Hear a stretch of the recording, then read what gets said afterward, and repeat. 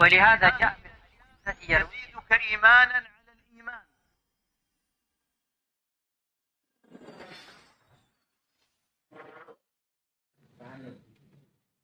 Bentar.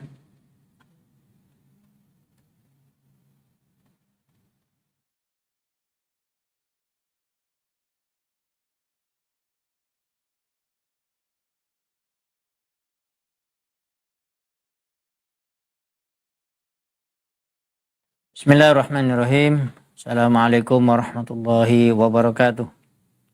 Innal hamdalillah nahmaduhu wa nasta'inuhu wa nastaghfiruh wa na'udzu billahi min shururi anfusina min sayyiati a'malina may yahdihillahu fala mudhillalah wa may yudlil fala hadiyalah. Asyhadu an la ilaha illallah wahdahu la syarikalah wa asyhadu anna Muhammadan abduhu wa rasuluh. Ya ayyuhalladzina amanu taqullaha haqqa tuqatih wa la tamutunna illa wa antum muslimun. Amma ba'du fa inna asdaqal hadithi kitabullah wa khairul huda huda Muhammadin sallallahu alaihi wa ala alihi wa sallam. Syarrul umuri muhdatsatuha fa inna kulla muhdatsatin bid'ah wa kulla bid'atin dhalalah wa kulla dhalalatin finnar. Ma'asyiral muslimin wal muslimat, pemirsa Asil TV di mana saja berada, azakumullah wa ra'akum. Alhamdulillah, kita bersyukur kepada Allah Subhanahu wa taala yang telah memberikan kesehatan dan afiah kepada kita sehingga kita dapat melakukan aktivitas kita sehari-hari sebagai seorang yang memiliki kesibukan dan pekerjaan di dalam kehidupannya. Kita bersyukur kepada Allah Subhanahu wa taala yang masih memberikan kepada kita penjagaan sehingga kita selalu menjaga diri kita dan mentaati Allah Subhanahu wa taala di dalam perkara-perkara perintah dan perkara-perkara larangan Allah Subhanahu wa taala. Allah Subhanahu wa taala masih mengekalkan iman di dalam hati kita, maka kita harus selalu bersyukur kepada Allah Subhanahu wa taala. Kita menjadi seorang muslim yang menyerahkan diri kepada Allah Subhanahu wa taala dengan bertauhid kepadanya. Kita menjadi seorang muslim yang kita mengikuti utusan Allah Subhanahu wa taala, Nabi yang mulia alaihi salatu wassalam.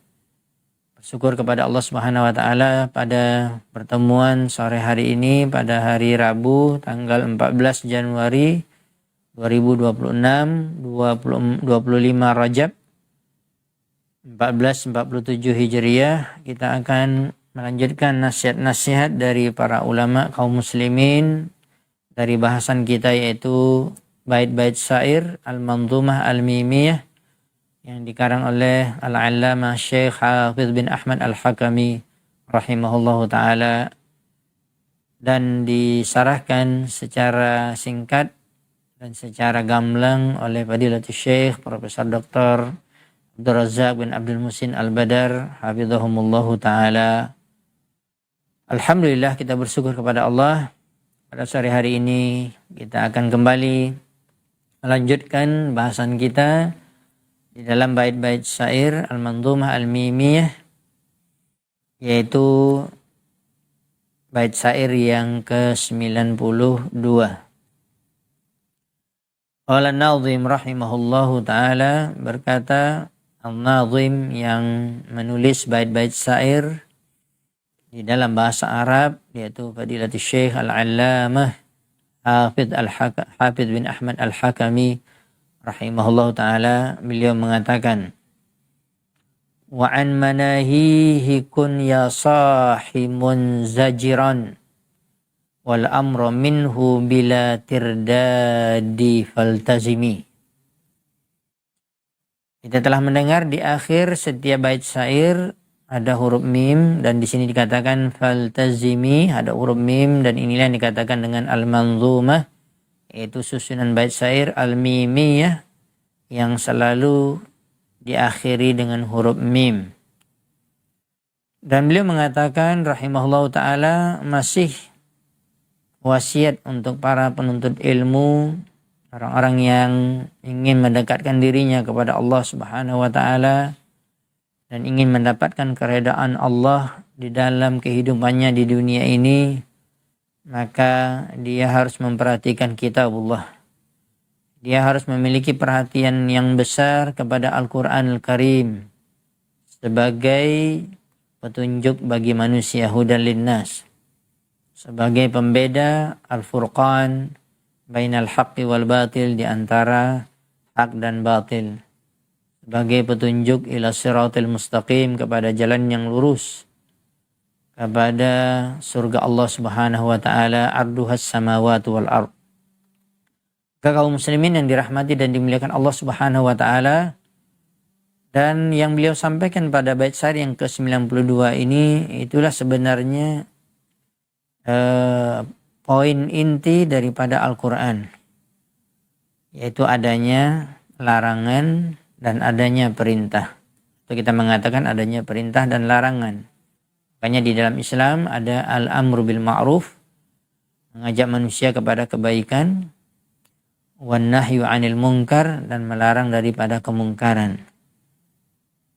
Mengajak manusia kepada al-ma'ruf, ya, didefinisikan oleh Syekh Muhammad bin Shalih Al-Utsaimin rahimahullah ta'ala dan para ulama kaum muslimin yang lain rahimahumullah ta'ala jami'an, bahwa al-ma'ruf adalah kalau kita memberikan patokan dalam urusan agama, dalam urusan bahkan mutlak, tidak diragukan lagi kalau dikatakan sesuatu itu ma'ruf, baik, adalah apa yang dikatakan baik oleh Allah Subhanahu wa taala di dalam Al-Qur'an, ya, berbentuk perintah-perintah Allah, berarti di situ ada perintah, dan tidak akan mungkin perintah itu adalah bentuknya keburukan.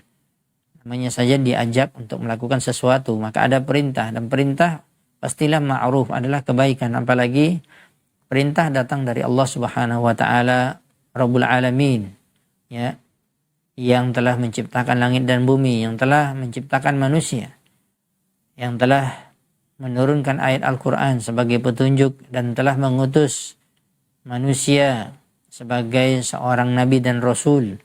Sudah pasti apa yang diperintahkan itu adalah yang ma'ruf. Ya, apa saja yang datang dari Al-Quran, yang datang dari firman Allah berupa perintah, dan dia adalah ma'ruf, dan kita diajak untuk melakukannya. Begitu yang dikatakan wa nahyu 'anil munkar, melarang daripada kemungkaran. Al-munkar adalah lawan daripada ma'ruf, itu segala sesuatu yang dilarang oleh Allah Subhanahu wa taala, ya, dia adalah keburukan. Sebagaimana yang selalu diberikan penekanan oleh para ulama Ahlus Sunnah wal Jamaah dari dahulu sampai sekarang. Dan itu yang harus kita yakini di dalam setiap pribadi kita kaum muslimin dan muslimah. Jangan ragu, ya, bahwa di dalam perintah Allah pasti, ya, ini kita katakan pasti ada kebaikan. Semakin besar ajakan Allah, semakin besar anjurannya, ya, maka di situ semakin besar kebaikannya, manfaatnya, faedahnya, ya, untuk kehidupan di dunia dan akhirat. Sebaliknya bagaimana dengan larangan? Dan larangan adalah merupakan keburukan, ya, dan kita memberikan patokan kalau kita ingin mengetahui sesuatu itu buruk, sesuatu itu adalah mudarat, maka bacalah, ya, larangan-larangan Allah Subhanahu wa taala yang ada di dalam Al-Qur'an. Semua larangan adalah keburukan. Semua larangan membawa kemudaratan, sebagaimana semua perintah membawa kebaikan dan manfaat, faedah. Ya, begitu juga sebaliknya, semua larangan akan membawa keburukan, akan membawa, ya, kebinasaan, akan membawa kemudaratan. Dan itulah yang harus kita tanamkan di dalam setiap pribadi kita kaum muslimin dan muslimat. Apalagi kita mengaku seorang muslim. Kita mengaku, ya, kita memiliki kitab yang suci yaitu Al-Quran. Kita mengaku bahwa Islam adalah agama satu-satu yang diterima oleh Allah sampai hari kiamat.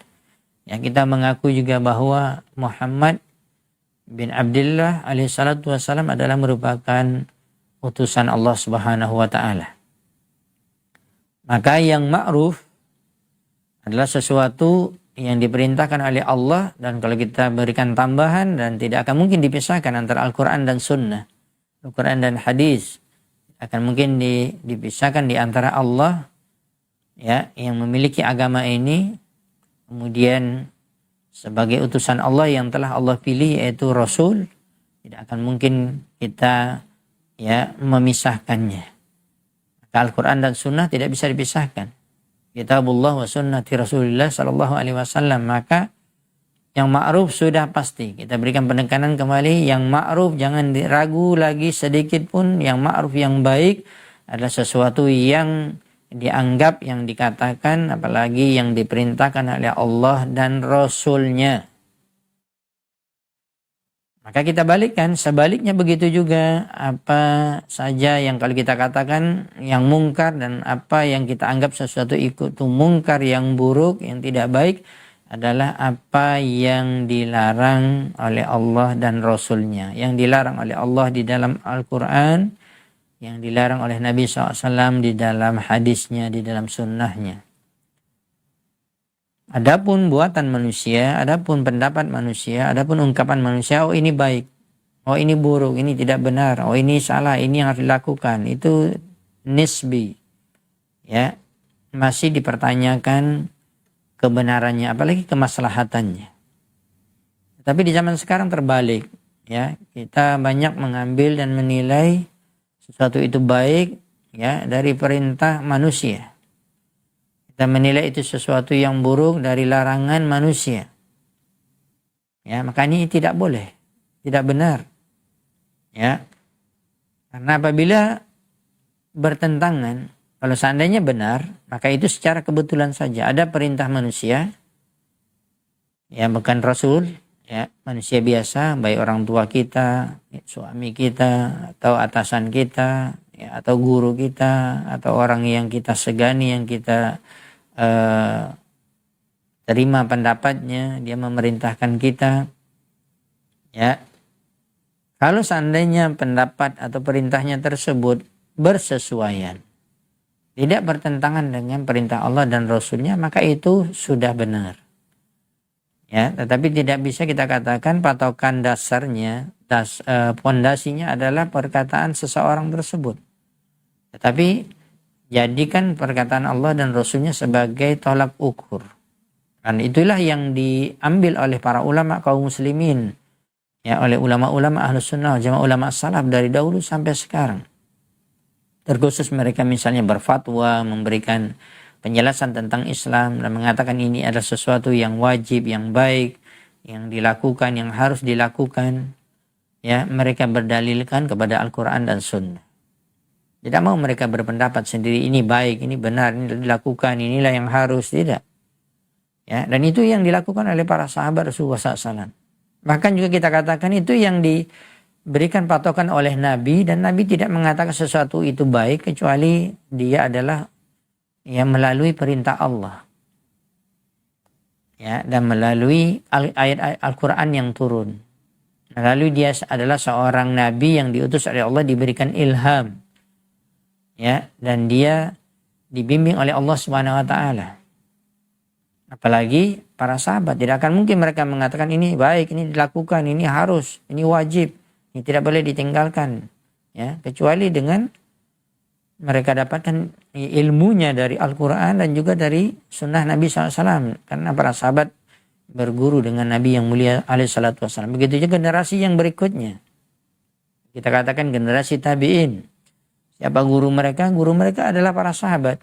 Mereka tidak akan mungkin mengatakan ini baik, ini benar, ini adalah sunnah, ini adalah perkara tauhid, ini Islam, ini melakukannya berpahala, kecuali mereka mendapatkan ilmunya dari generasi yang terbaik, itu para sahabat. Begitu juga tabi'in mendapatkan ilmu dari tabi'in. Dan seterusnya dari zaman ke zaman sampai di zaman kita sekarang. Dan tidak boleh kita menetapkan sesuatu itu adalah merupakan kebaikan, bahkan menjadi itu ada suatu perintah. Dan itu kita nilai kebaikan kecuali harus kembali kepada Al-Quran dan Sunnah. Kembali kepada pemahaman para sahabat. Dan itulah jalan yang paling selamat di dalam memahami agama ini. Bahkan dalam urusan dunia sekalipun ada kaitannya dengan agama. Lalu kita sampaikan, maka tidak boleh dipisahkan antara dunia dan agama. Dan mengatakan orang liberal, ya, mengatakan dipisahkan urusan dunia, ya agama. Gimana mereka mengatakan urusan dunia tidak ada kaitannya dengan agama, tidak perlu bimbingan dari agama, tidak ada pedoman dari Al-Quran dan Sunnah. maka mereka melakukan perkara-perkara yang akan jatuh mereka kepada perbuatan dosa. Ya, berjual beli, ya, bersikap dan segala macam, bahkan berakhlak. Ya, sudah ada akhlak yang akan kita contoh yaitu Nabi SAW. Makanya Allah SWT memuji Nabi yang mulia SAW dan merekomendasinya, wa innaka la'ala khuluqin azim. Di dalam Al-Quran telah Allah berikan cap ini adalah cap yang terbaik. Dan untuk semua kita yang baca Al-Quran, umat Muhammad SAW, sesungguhnya engkau di dalam dirimu dan kamu adalah telah memiliki akhlak yang paling agung. Ya, dan Nabi SAW juga mengatakan di dalam hadisnya, innama bu'istu liutammima salihal akhlak. Dalam riwayat yang lain dikatakan liutammima makarimal akhlak. Saya diutus kecuali untuk memperbaiki akhlak, untuk menyempurnakan akhlak. Dan disebutkan oleh para ulama, kalau dilihat di zaman jahiliyah sudah ada akhlak-akhlak yang baik. Ya, setelah datangnya Islam tidak dihapus. Yang dihapus itu akhlak-akhlak yang buruk, yang jelek. Ya, apalagi bertentangan dengan akidah. Ya, dengan fitrah manusia. Maka itulah yang dihapus. Yang baik ditetapkan. Itulah yang kita katakan tadi.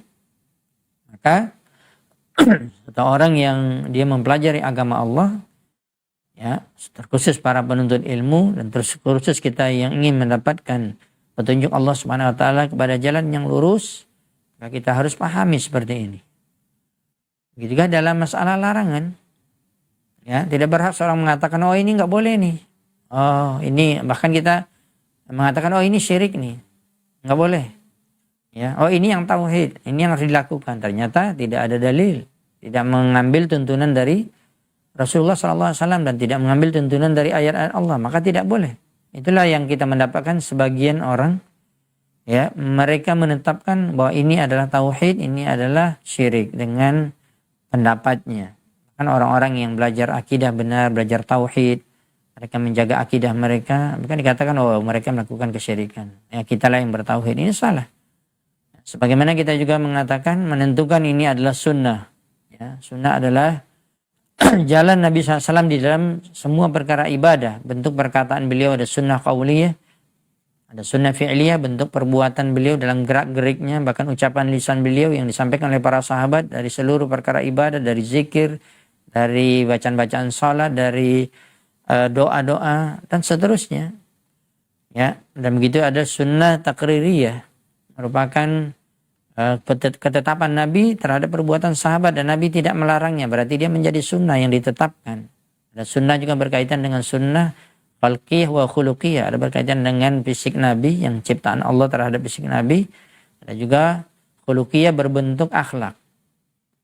Ya, ini dikatakan sunnah, maka ya kita harus menetapkan itu suatu sunnah adalah dengan contoh dari Nabi SAW, dan lawannya adalah bid'ah. Dan itu yang selalu kita sampaikan. Sesuatu pasti ada berlawanan. Di dunia ini pasti semuanya ada satu itu yang berlawanan dengan yang lain. Maka tauhid lawannya adalah syirik. Sebagaimana sunnah lawannya adalah bid'ah, maka tidak ada bid'ah hasanah. Ya, karena sudah dikatakan lawan. Ya. Hal yang sunnah itu adalah benar, sunnah adalah sunnah yang benar, yang baik. Kalau di dalam hadis dikatakan sunnah sayyi'ah, ini adalah merupakan arti dalam bahasa itu sunnah artinya jalan yang buruk, yang seseorang itu menjadi pelopor keburukan sehingga dicontoh oleh orang lain. Itu dikatakan di dalam hadis man sanna sunnatan hasanatan, ini berkaitan dengan baik. Barang siapa yang dia menjadi pelopor untuk melakukan kebaikan lalu diikuti oleh orang lain dan orang itu mendapat pahala sebagai pelopor tersebut dan orang yang melakukannya juga dapat pahala. Tapi tetap sunnah hasanah tidak boleh keluar daripada dalil dari Al-Quran dan sunnah. Ya, adapun sunnah saya, Nabi SAW mengatakan dalam hadisnya yang sambungannya, man sanna sunnatan sayyi'at, barang siapa yang melakukan sunnah buruk, jadi menjadi pelopor keburukan. Termasuk orang yang dia mengajak manusia, dia sebagai pelopor, orang yang diidolakan, yang dieluk-elukan, apakah dia pemuka agama atau dikatakan dia seorang yang menjadi panutan, ya, lalu dia melakukan kesyirikan, diikuti oleh orang banyak orang yang tertipu, maka dia ada melakukan sunnah sayyi'ah. Dia akan memikul dosa orang yang melakukannya. Sebagaimana dia menjadi pelopor kebaikan, dia akan mendapatkan pahala dari semua orang yang mengikutinya. Maka ini berbahaya. Begitu juga orang melakukan sunnah sayyi'ah berbentuk bid'ah. keburukan. Ya, karena sunnah ya lawannya adalah bid'ah, dan diantara dan dikatakan bid'ah adalah lawan daripada sunnah. Tidak mengikuti jalan Nabi SAW, tidak ada perintah dari Nabi, tidak ada bentuk praktek dari perbuatan Nabi dalam perkara ibadah, ya, bahkan di dalam akhlak, dalam gerakan-gerakan dalam ibadah, ucapan-ucapan dalam ibadah. Maka inilah yang harus kita pahami. Ya, berbentuk larangan, berbentuk perintah, ada tauhid, ada sunnah, ada motivasi, ada anjuran-anjuran untuk beramal, apalagi amalan yang wajib dan amalan-amalan sunat. Dia bentuknya perintah, makanya perintah itu kata para ulama usul fikih ada ahkamu taklifiyah. Hukum mukallaf itu ada 5. Wajib, sunat, ya, kemudian haram, makruh, dan mubah. Ya, kalau mubah dia 0, tidak ada pahala, tidak ada dosa. Ya, kalau perintah ada yang wajib dan tidak boleh ditinggalkan berdosa. Dan ada bentuk perintah yaitu hukumnya sunat, anjuran. Kalau dilakukan dia berpahala, ditinggalkan tidak ada masalah, tetapi dia memberikan kebaikan yang banyak. Ya, dari amalan-amalan sunat tersebut, bahkan menyempurnakan kekurangan amalan wajib. Ya, adapun yang haram adalah sesuatu yang wajib ditinggalkan. Dari perkara yang kecil sampai perkara-perkara yang besar seperti syirik adalah dosa keharaman yang paling besar. Ya, melakukan perbuatan bid'ah juga dikelompokkan oleh para ulama adalah kelompok larangan yang paling besar. Sebagaimana diungkapkan oleh banyak para ulama salaf, ulama kaum muslimin. Caranya saya pernah mendapatkan di salah satu daurah para masyayikh dan saya hadir yang disampaikan oleh Syekh Profesor Dr. Sulaiman bin Salimullah Ar-Ruhaili. Beliau mengatakan urutan dosa besar, urutan dosa itu yang pertama sekali adalah syirik yang paling besar. Ya, syirik terbagi 2, yaitu ada syirik besar dan syirik kecil. Dan ini kecil namanya, tetapi dia dosa yang paling besar. Kemudian urutan kedua baru bid'ah. Jadi bid'ah itu ternyata dosa yang sangat besar. Ya, yang banyak subhanallah kita mengatakan kita berlindung kepada Allah dari perbuatan yang dimurkai oleh Allah, perbuatan yang akan mendatangkan dosa, bahkan dosa besar. Di antaranya ada perbuatan bid'ah. Menganggap itu suatu amalan ibadah, bahkan dilakukan, bahkan dianjurkan menganjurkan manusia banyak untuk melakukannya, ternyata dia bertentangan dengan sunnah. Ya, lawannya daripada bid'ah. Itulah yang dikatakan oleh Nabi SAW di dalam hadis Al-Irbad bin Sariyah radhiyallahu ta'ala anhu, dan selalu diberikan penekanan oleh para ulama. Ini sabda Nabi, ini hadis Nabi. Ini bukan perkataan ulama, bukan perkataan Syekhul Islam Ibnu Taimiyah, bukan perkataan Syekh Muhammad bin Abdul Wahab, bukan perkataan ulama-ulama ya Najd atau ulama manapun, bukan perkataan para ustad-ustad, ya. Tapi ini adalah sabda Nabi Shallallahu Alaihi Wasallam. Nabi SAW mengatakan, "Alaikum bisunnati", untuk berpegang teguh kepada sunnah Nabi, ya, dan sunnah khulafa rasyidin al-mahdiyyin min ba'di, yaitu sunnahnya khulafa rasyidin yang 4, yang sudah dijamin keempat-empatnya masuk surga. Mereka masih hidup tapi sudah disabdakan oleh Nabi mereka penduduk surga. Sampai mereka mati dalam keadaan Islam, mereka pasti penduduk surga. Ya, Abu Bakar, Umar, Utsman, dan Ali radhiyallahu ta'ala anhum ajma'in. Ya, kemudian diberikan peringatan lawannya adalah perkara-perkara yang baru di dalam Islam. Iyyakum wa muhdatsatil umur. Ini kehati-hatian dan ini peringatan, dan ini hukumnya wajib untuk kita hindari. Kalau kita katakan jatuh hukumnya haram kalau kita lakukan. Ya, kalau kita katakan tadi bentuk larangan yang pertama adalah yang haram. Haram yang terbesar adalah syirik. Bagaimana tauhid adalah perintah yang terbesar. Syirik adalah larangan terbesar, syirik besar dan syirik kecil. Kemudian di bawahnya adalah bid'ah.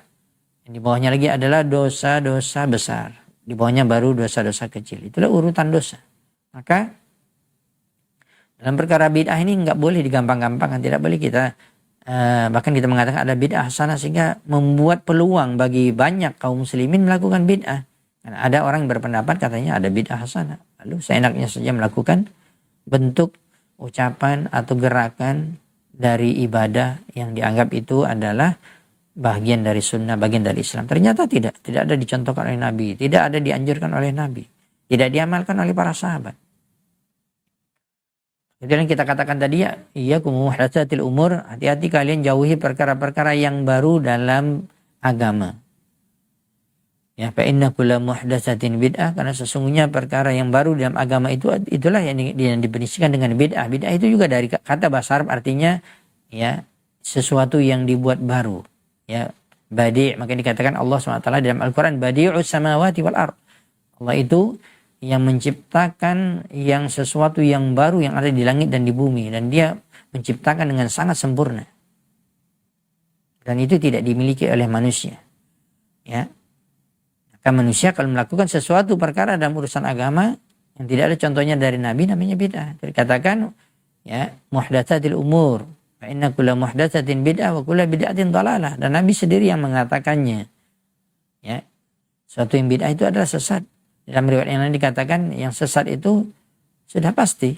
Ya, kalau dia tidak bertaubat sebelum matinya dan dia dibangkitkan di akhirat melakukan perkara-perkara yang sesat, ya, terancam masuk ke dalam api neraka, waliyadzubillah. Maka kaum muslimin dan muslimat yang dirahmati dan dimuliakan Allah Subhanahu wa taala, ini harus kita perhatikan.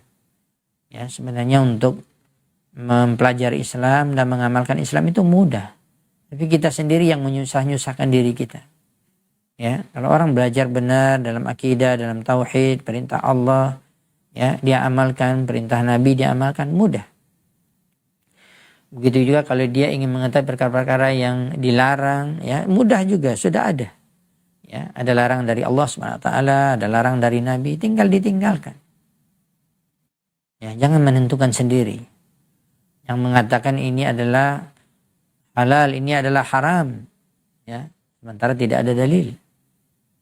Itulah yang dikatakan oleh para ulama, dosa orang yang berbicara tentang agama, berbicara tentang mengatakan tentang Allah, Allah begini, apalagi sifat-sifat Allah dan segala macam, disebutkan tentang Allah, tentang Rasulnya, sunnah Nabi, mengaku ini sunnah Nabi, mengaku ini adalah ajaran Islam, tapi tanpa ilmu, itulah yang dikatakan wa antaqulu 'alallahi ma la ta'lamun. Dikatakan oleh para ulama tafsir menjelaskan tentang beberapa ayat dosa besar, ya, pertama sekali adalah dosa syirik, antusyriku billahi ma lam yunazzil bihi 'alaikum sultana. Ya, kemudian yang berikutnya digandengkan wa antaqulu 'alallahi ma la ta'lamun, dan kamu berkata tentang Allah, berbicara tentang agama tanpa ilmu. Ini dosa yang sangat besar. Jadi jangan bermain-main dengan perkara agama. Wajib kita menuntut ilmu. Hanya banyak ungkapan dari para ulama salaf, di antaranya para sahabat mengatakan kalau tidak tahu katakan la adri, tidak tahu, la a'lam, saya tidak tahu. Ya, wallahu a'lam, dan Allah hanyalah yang lebih mengetahui. Jangan mengarang-arang dalam perkara agama. Jangan mengatakan oh menurut pendapat saya itu boleh-boleh saja. Ini tidak bisa. Ya, maka kita harus perhatikan ini wahai kaum muslimin yang dirahmati dan dimuliakan Allah Subhanahu wa taala. Dan beliau mengatakan wa an manahihi, masuk dari bait syairnya, dan beliau mengatakan adapun yang berkaitan dengan larangan-larangan, ya, telah kita sebutkan tadi sebagai hukum taklifiyah, ada juga yang sifatnya makruh di bawah yang haram. Ya, tapi tetap berusaha untuk dihindari. Ya, yang sesuatu yang makruh dikatakan yang dibenci walaupun dilakukan tidak apa-apa. Ditinggalkan, masya Allah mendatangkan pahala. Maka apalagi berkaitan dengan sesuatu yang dilarang yang haram. Sesuatu yang mudarat, sesuatu yang mendatangkan dosa. Maka wa'an manahihi, dan dari apa yang merupakan larangan-larangan Allah, kun ya sahi munzajira. Ya, nasihat dari Syekh Al-Allamah Hafidz bin Ahmad Al-Hakami rahimahullah ta'ala dalam bait syair ini beliau mengatakan, jadilah kamu ketika melihat larangan-larangan Allah, membaca larangan-larangan, mendengarnya, ya, maka hendaklah kamu berteriak dengan keras untuk menghindarinya. Maksudnya jadilah kamu orang yang menjauhinya sejauh-jauhnya. Munzajiran. Ya, munzajiran. Adapun wal amra, ini potongan bait syair yang di satu baris yang sama, dan dia potongan yang kedua, wal amra minhu, adapun perintah dari Allah Subhanahu wa taala, bila tirdadi faltazimi, jangan ragu sedikit pun ketika itu adalah perintah, maka lakukanlah. Faltazimi, maka jadilah kamu seorang yang multazim, yang selalu melakukan perintah-perintah Allah Subhanahu wa taala. Jangan ragu. Bagaimana dengan perintah jilbab, Ustaz? Ya jangan ragu, ada di dalam Al-Quran perintah Allah untuk para wanita muslimah, apalagi mengaku muslim. Ya, ada orang keluar dari rumahnya, dia mengaku muslimah, tapi dia membuka aurat, membuka jilbabnya, menampakkan rambutnya.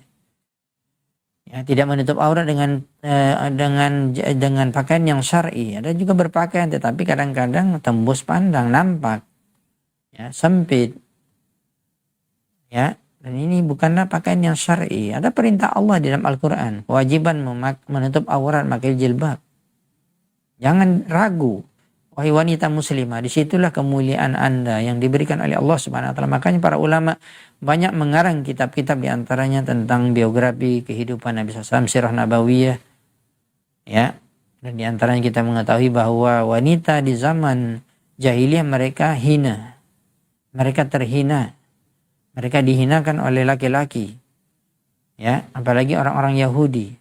Disebutkan bahwa ketika ada wanitanya yang haid itu tidak boleh dilihat, tidak boleh disentuh, tidak boleh diajak bicara. Kalau makan dia sendiri, bahkan dia dikurung di tempat yang khusus, menjadi hina. Tapi dengan datangnya Islam, dengan datangnya Rasulullah SAW sebagai utusan Allah, bahkan kedudukan wanita diangkat semakin tinggi. Subhanallah, kita mendapatkan hadis dari Nabi SAW ketika para sahabat bertanya kepada Nabi, ayyun nasi ahaqqu sahabatin, ya, ahaqqu suhbah, atau kama qala Nabi SAW, manusia manakah yang paling berhak untuk aku jadikan dia sebagai sahabat, sebagai teman, sebagai orang yang dekat? Kata Nabi SAW, ummuka, ibumu, sampai 3 kali. Kemudian baru bapakmu, abuka. Siapa yang mengangkat derajat sangat tinggi ini? Adalah Islam, adalah ajaran Allah Subhanahu wa taala, adalah sunnah Nabi SAW. Ya, jaga kemuliaan Anda wahai wanita muslimah, dan dengan cara juga menutup aurat. Ya, semakin mulia. Yang disebutkan di dalam surah Al-Ahzab, kewajiban menutup aurat, ya nisa'an nabi, ya, kalau dikatakan bahwa diperintahkan Nabi SAW dan para nabi semuanya, dan secara khusus yaitu Nabi yang mulia SAW karena merupakan ajaran Islam. Ya, umat Muhammad SAW diperintahkan, dan dimulai dengan istri Nabi SAW. Ya ayyuhan nabi qul li azwajika wa banatika wa nisa'il mu'minin, wahai Nabi, katakanlah kepada istri-istrimu, anak-anak perempuanmu, dan wanita-wanita muslimah. Apa? Ayyudnina alaihinna min jalabibihinna, agar mereka menurunkan dan menutup aurat mereka dengan jilbab mereka. Dzalika adana ayyu'rafna fala yu'dzan. Yang dengan demikian itu ada faedahnya, agar kalian dikenal. Kalian ciri-ciri adalah seorang wanita muslimah.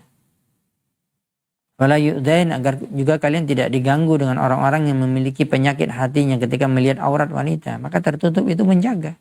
Subhanallah. Maka mana kita yang berpikir bahwa itu adalah merupakan perintah Allah wajib, dan membukanya adalah larangan dari Allah Subhanahu wa taala. Apalagi dalam kehidupan istri Nabi SAW dan para sahabiah wanita menjadi suri tauladan bagi wanita-wanita muslimah sampai hari kiamat. Maka jangan ragu. Ya, adanya perintah untuk bertauhid. Ya, sudah jelas, jangan ragu. Itulah jalan selamat kita. Semua amalan ibadah yang lain akan diterima ketika tauhidnya benar, ketika akidahnya benar. Ya, salatnya, puasa, dan yang lain akan diterima ketika akidahnya benar. Ya, tapi masih banyak kaum muslimin melakukan kesyirikan. Ini perintah Allah yang terbesar. Jangan ragu. Bertauhid kita. Para nabi dan rasul semua diutus dari Nabi Nuh AS sampai Nabi SAW, diutus untuk memberantas kesyirikan dan untuk mentauhidkan Allah, agar manusia ini paham, ya, bahwa dia diciptakan untuk mentauhidkan Allah, untuk mengibadati Allah Subhanahu wa taala. Wa ma khalaqtul jinna wal insa illa liya'budun. Tidaklah kuciptakan jin dan manusia kecuali untuk mentauhidkanku, untuk beribadah kepadaku. Kata Allah Subhanahu wa taala dalam surat Az-Zariyat ayat 56.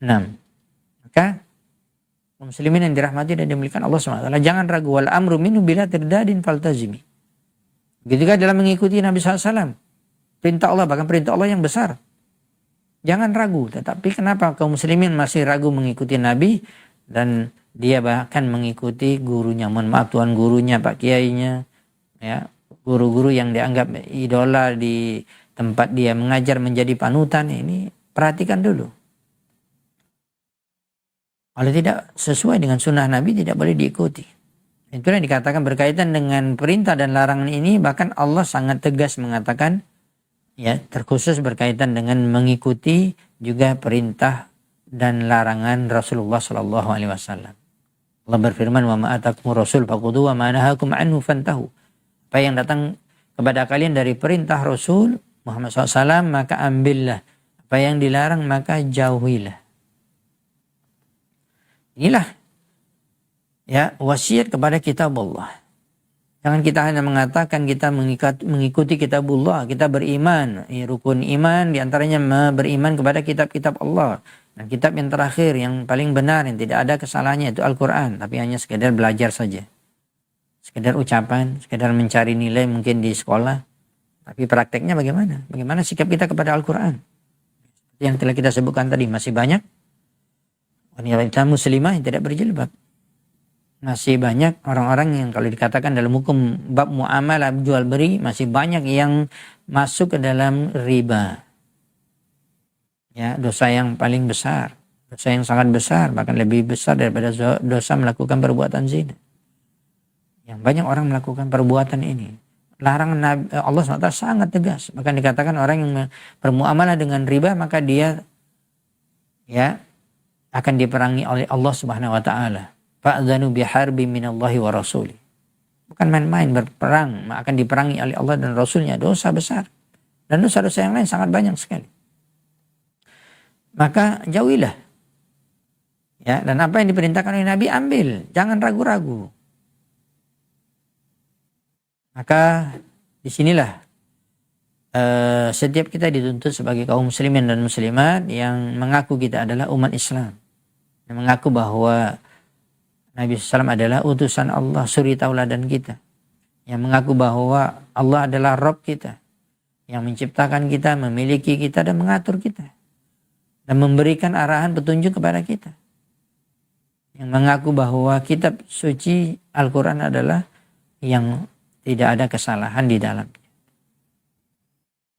Maka ini yang harus diyakini oleh setiap kaum muslimin dan muslimat.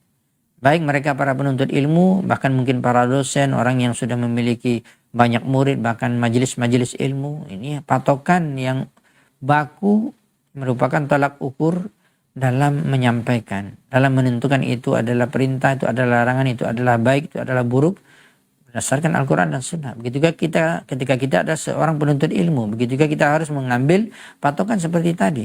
Tidak boleh sembarang saja dalam menuntut ilmu. Ya, mengambil dari semua orang. Ya, istilah kata para ulama, jama'a man habba wadab. Tidak peduli dia ambil dari semua orang. Tidak peduli itu salah atau benar, ini salah. Maka di sini dikatakan oleh Syekh Abdul Razak Hafizahullah Ta'ala di dalam penjelasannya, ya, kata Syekh Abdul Razak Hafizahullah Ta'ala, maksudnya adalah kun kafan wa mumtani'an an jami'i ma nahakallahu anhu fil Qur'anil Karim. Mana berkaitan pertama sekali dengan larangan, beliau memberikan penekanan wa an manahihi kun ya sahimun zajiran. Yaitu jadilah kamu cukup, ya, kamu menahan dirimu dan kamu menjauhi dirimu dari seluruh anjami'i ma nahakallahu anhu, dari seluruh apa yang Allah larang kamu darinya fil Qur'anil Karim, yang ada di dalam Al-Qur'anil Karim.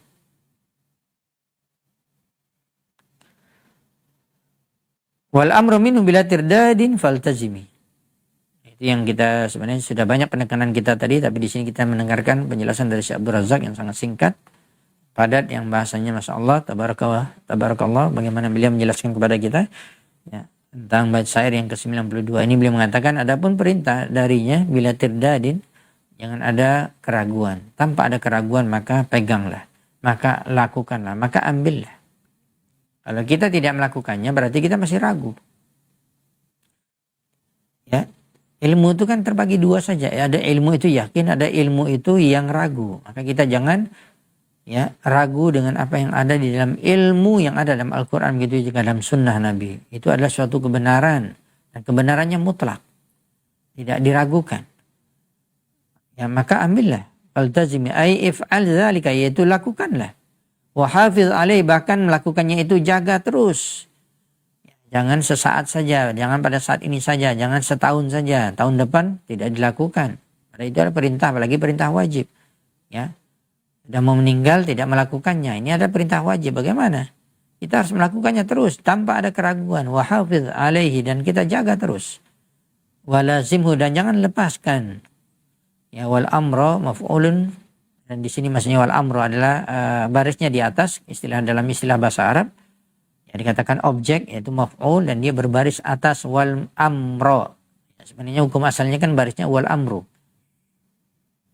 Kenapa dia bisa berbaris atas wal amro? Karena dia maf'ulun bi sebagai objek penderita, dan maksudnya adalah lakukanlah perintah.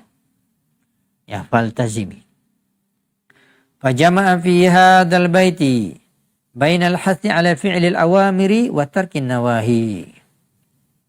Abdul Razak hafizahullah ta'ala melanjutkan syarahnya dari bait syair yang ke-92. Ini beliau mengatakan, maka Syekh Hafidz Al-Hakami rahimahullah ta'ala telah mengumpulkan di dalam satu bait syair ini, nomor 92 ini, bainal hathi ala fi'lil awamir, yaitu di antara yaitu pertama menganjurkan, ya, memberikan anjuran agar melakukan perintah-perintah Allah. Wa tarkin nawahi, dan juga ada anjuran untuk meninggalkan larangan-larangan Allah. Qala Ibnu Mas'ud radhiyallahu ta'ala anhu, seorang sahabat yang mulia, Abdullah bin Mas'ud, seorang yang pakar di dalam Al-Qur'an, dalam qiraah Al-Qur'an. Seorang sahabat yang masuk Islam ketika masih kecil.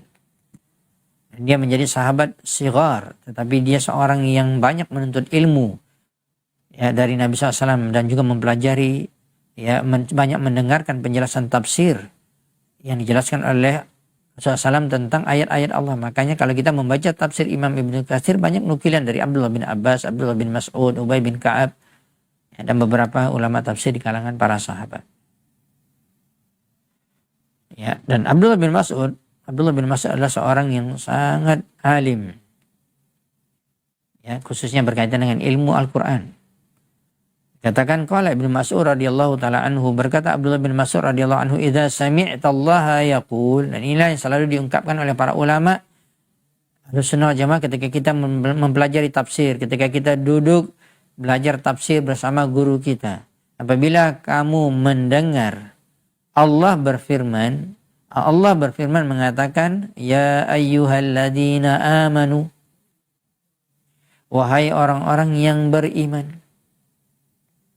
Karena di panggilan di dalam Al-Quran ada dua, ya ayyuhan nas, ada wahai sekalian manusia, berarti masuk semua, ya, hukumnya juga manusia semuanya, termasuk orang-orang kafir, orang non-muslim. Tetapi kalau ungkapannya ya ayyuhalladzina amanu, wahai orang beriman, ini secara khusus adalah orang-orang beriman. Perhatikan, Anda mengaku beriman kepada Allah dan Rasulnya, beriman kepada hari akhirat, ya, Anda mengaku adalah seorang muslim, Anda mengaku Allah adalah Rabb Anda, Nabi adalah utusan Allah yang wajib untuk diikuti, Allah adalah Rabbmu yang wajib untuk diibadati, ya, Islam adalah agama yang benar yang wajib untuk dipelajari dan diamalkan. Maka perhatikan di dalam ayat Al-Quran, maka sebagian orang ada mengumpulkan ucapan ya ayyuhalladzina amanu itu dalam Al-Quran lebih dari 80 kali. Makanya Abdullah bin Mas'ud radhiyallahu ta'ala mengatakan, apabila kamu mendengarkan Allah berfirman, maksudnya apa? Kita mendengar ayat Allah atau kita baca sendiri, atau kita duduk di majelis ilmu, kita mendengarkan dari guru kita, dari para ulama. Ya, ketika Allah berfirman ya ayyuhalladzina amanu, kan panggilan ini nida, wahai, ya lin nida, ya adalah bentuk panggilan, ya, bahasa Indonesia wahai, ya, wahai ayyuhalladzina amanu, yaitu orang-orang yang beriman, laki-laki dan perempuan, ya, tua besar, kecil, ya, muda, tua, ya, yang sudah lama hidup di dunia atau yang baru saja, ya, atau yang masih muda atau yang sudah berkeluarga atau yang belum, semuanya, laki-laki perempuannya, ya ayyuhalladzina amanu, wahai orang-orang beriman. Itulah yang diungkapkan oleh para ulama tafsir, ya, salah satu untuk mentadaburi ayat Al-Quran agar kita paham dan kita betul-betul mendapatkan keridhaan Allah Subhanahu wa taala ketika kita paham Al-Quran dan mengamalkannya. Maka kata Abdullah bin Mas'ud, ketika kamu mendengarkan Allah berfirman, ya ayyuhalladzina amanu fa'ar'iha sam'aka. Kamu dengar, maka pasang telingamu benar-benar, ya, tegakkan telingamu, pasang antenanya, dengarkan baik-baik, jangan sambil-sambilan, betul-betul didengarkan. Ya, far'iha sam'aka. Kenapa? Fa innahu khairun ya'muru bihi, karena di dalam panggilan Allah SWT kepada orang-orang yang beriman, di situ ada kebaikan yang Allah perintahkan kamu untuk mengamalkannya agar kamu mendapatkan kebaikan tersebut. Fa innahu khairun ya'muru bihi far'iha sam'aka fa innahu khairun ya'muru bihi. Ya, kita mengatakan seperti misalnya ya ayyuhalladzina amanu tubu ilallahi taubatan nasuha. Ini kan adalah perintah wajib agar kita selalu bertobat kepada Allah karena kita tidak pernah terlepas daripada dosa. Manusia penuh kehidupannya, waktu-waktunya, hari-harinya melakukan perbuatan dosa, maka segeralah bertobat. Taubatan nasuha, apalagi dosa-dosa yang besar. Ya ayyuhalladzina amanu wa anfusakum wa ahlikum nar. Wahai orang beriman, jagalah dirimu wahai para suami, wa ahlikum dan anak dan istri dan anakmu dari api neraka. Ya, perintah dan di situ kebaikan, lakukan. Faltazimi. Ya ayyuhalladzina amanu kutiba alaikumusiyam, tentang kewajiban puasa. Wahai orang yang beriman, diwajibkan atas kalian berpuasa. Datang Ramadan wajib berpuasa. Pasti tidak diragukan lagi, di dalamnya banyak kebaikan, pahala yang melimpah, apalagi berkaitan dengan ya kebaikan-kebaikan yang tidak terbatas dari orang-orang yang melakukan ibadah puasa. Ya, banyak. Kita baca perintah Allah dan Allah mengatakan ya ayyuhalladzina amanu, bentuk perintah. Ya ayyuhalladzina amanu ittaqullah ya haqqa tuqatih. Selalu kita dengar ya wahai orang beriman, kata Allah SWT dalam surah Ali Imran, bertakwalah kepada Allah sebenar-benar takwa, jangan setengah-setengah. Wala tamutunna illa wa antum muslimun, janganlah kamu mati kecuali dalam keadaan Islam. Diperintahkan kita untuk mati dalam keadaan Islam, bertauhid, tidak melakukan kesyirikan. Yang diperintahkan kita untuk mengikuti Rasulullah SAW, sunnah beliau sampai kita meninggal. Wala tamutunna illa wa antum muslimun. Ya ayyuhalladzina amanu dukhulu fis silmi kafah. Dalam surah Al-Baqarah juga dikatakan wahai orang beriman, masuklah ke dalam Islam secara keseluruhan, sempurna, dalam urusan ibadah, dalam urusan muamalah, dalam urusan akidah, apalagi urusan akhlak, semua.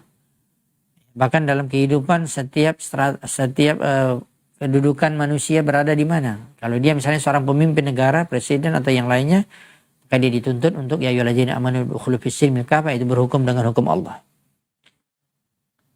Ya, kalau dia adalah seorang pemimpin rumah tangga, dia juga dituntut untuk ya ayyuhalladzina amanu udkhulu fis silmi kafah, untuk berhukum dengan hukum Allah dalam kehidupan rumah tangganya.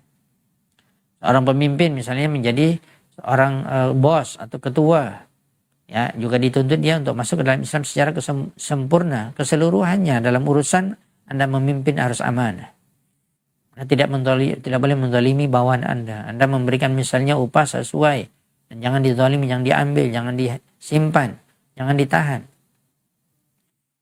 Ya, kalau tadi sudah kita sebutkan, kalau Anda wanita muslimah bukan hanya sholat, puasa saja, tapi juga diwajibkan untuk berjilbab ketika keluar dari rumah. Ketika adanya orang yang bukan mahram, laki-laki yang bukan mahram yang akan melihat Anda.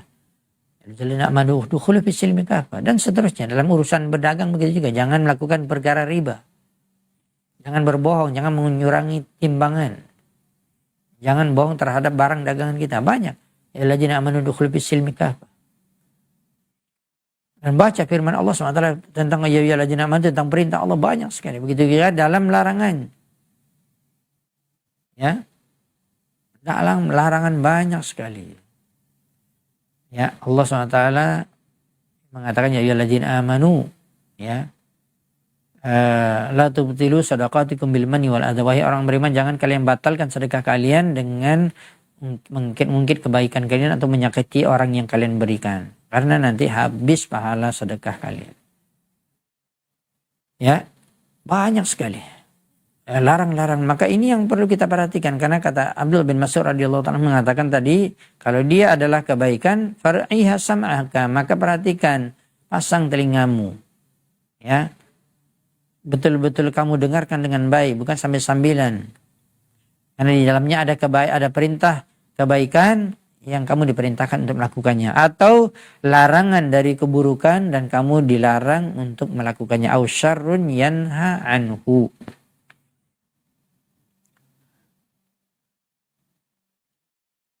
Kaum muslimin yang dirahmati dan dimuliakan Allah Subhanahu wa taala. Ya. Subhanallah, di sini ada nukilan dari Syekh Abdul Razak hafizahullah taala dalam sarahnya, beliau mengatakan berkaitan dengan poin yang kedua ini atau berkaitan dengan perkataan Abdullah bin Mas'ud radhiyallahu taala mengatakan kepada kita seluruh kaum muslimin dan muslimat dalam memperhatikan himbauan Allah, ya ayyuhalladzina amanu, ada perintah, ada larangan. Maka di sini kata Syekh Abdul Razak hafizahullah taala ada seorang ulama hadis dan juga dia memiliki kitab tafsir. Ya, Rawa Ibnu Abi Hatim bi tafsiri, diriwayatkan oleh Imam Ibnu Abi Hatim dalam kitabnya tafsir jilid 1 halaman 196. Ya, beliau mengatakan bihadil munasabah, maksudnya penjelasan yang berkaitan dengan perkataan Abdullah bin Mas'ud tersebut. Kemudian Syekh Abdul Razak hafizahullah taala sebagai seorang ulama yang memiliki pengalaman banyak dalam dakwah dan menjumpai berbagai macam orang, dari yang tua, muda, anak-anak. Ya, dan dia mengungkapkan suatu yang berkaitan dengan masalah pembahasan ini. Beliau mengatakan wa bihadil munasabah udzakiru syaban saghiran darastuhu, dengan berkaitan dengan bahasan ini saya pernah mengingatkan seorang pemuda yang dia masih kecil umurnya. Kata Syekh, darastuhu, yang saya telah mengajarkan dia. Ya, qabla qarabati 20 sana. Dikatakan saya telah mengajarkan dia hampir 20 tahun.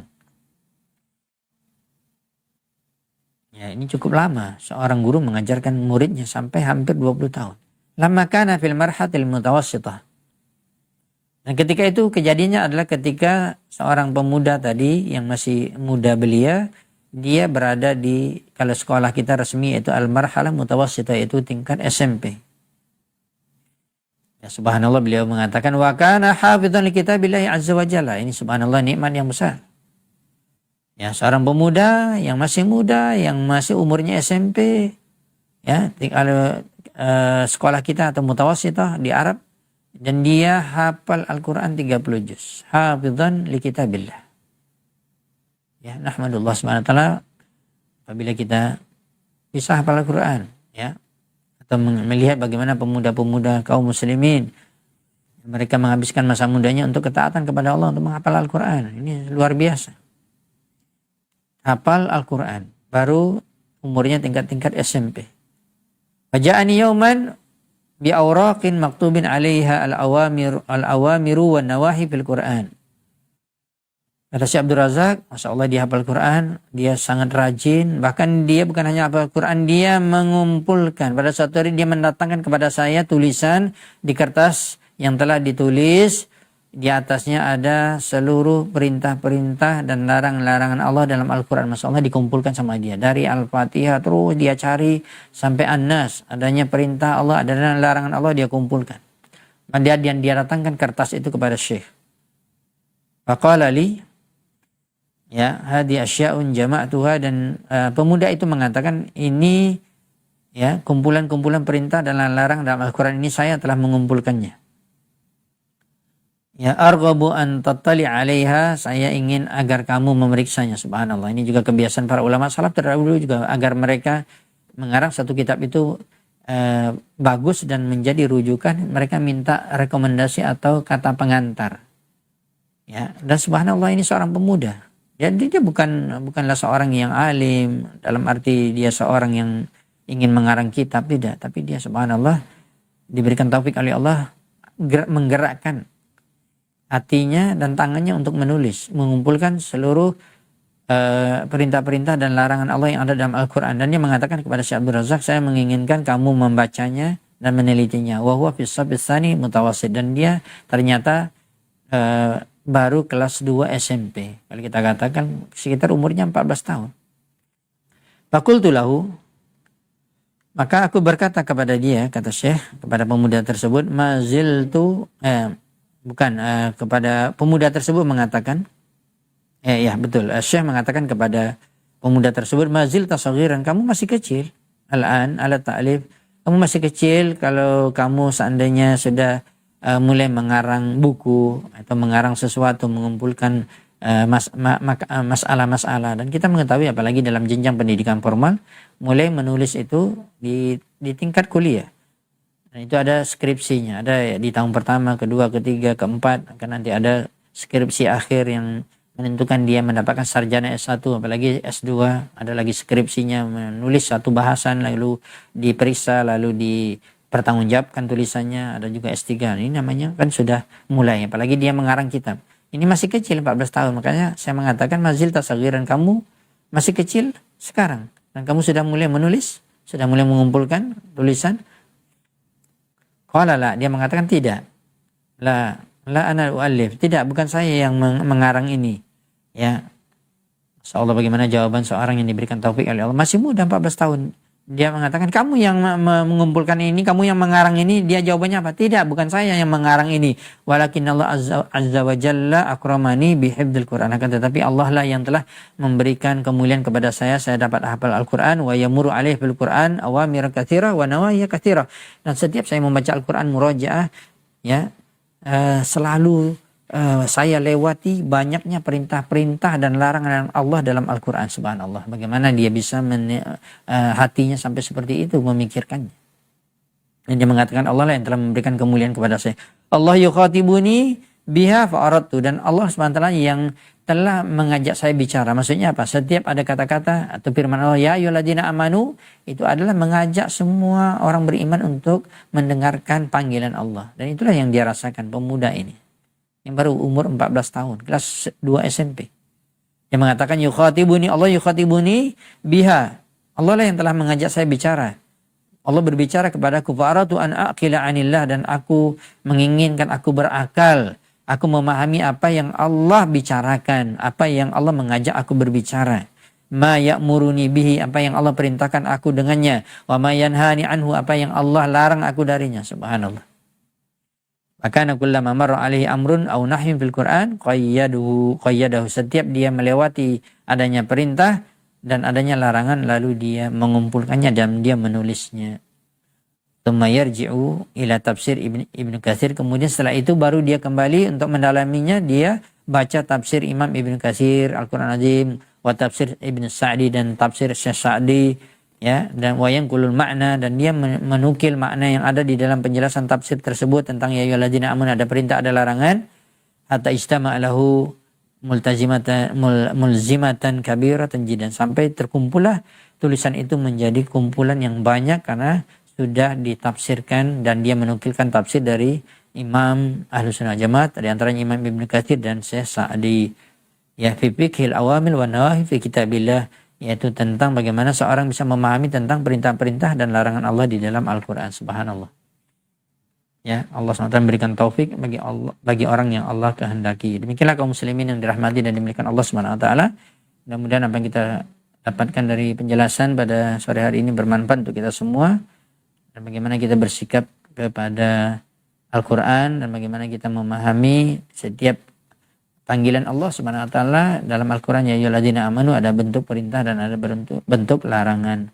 Allah taala alam bisawab. Dan itu dapat kita sampaikan pada pertemuan kita sore hari ini. Mudah-mudahan dapat kita lanjutkan pada syair yang berikutnya pada pertemuan yang akan datang. Wallahu taala alam bisawab. Subhanakallahumma bihamdika asyhadu an la ilaha illa anta astaghfiruka wa atubu ilaik. Assalamualaikum warahmatullahi wabarakatuh.